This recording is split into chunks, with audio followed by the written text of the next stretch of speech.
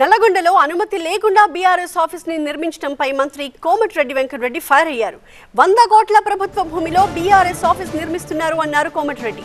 అనుమతి లేకుండా party office కడుతుంటే ఏం చేస్తున్నారు అంటూ అధికారులను ఆయన ప్రశ్నించారు. నల్లగొండ బీఆర్ఎస్ ఆఫీస్ ని కూల్ చేయాలి అంటూ మున్సిపల్ శాఖ అధికారులకు ఆదేశాలు జారీ చేశారు.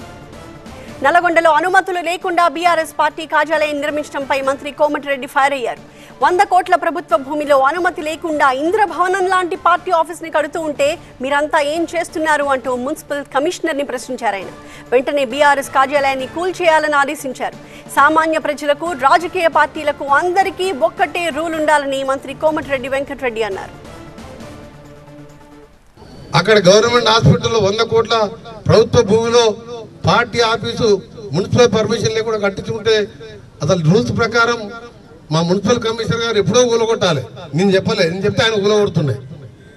కమిషనర్ గారు ఉన్నారు ఎక్కడ?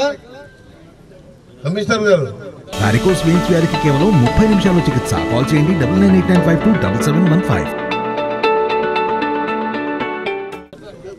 ఆఫీస్ పర్మిషన్ ఉన్నదా?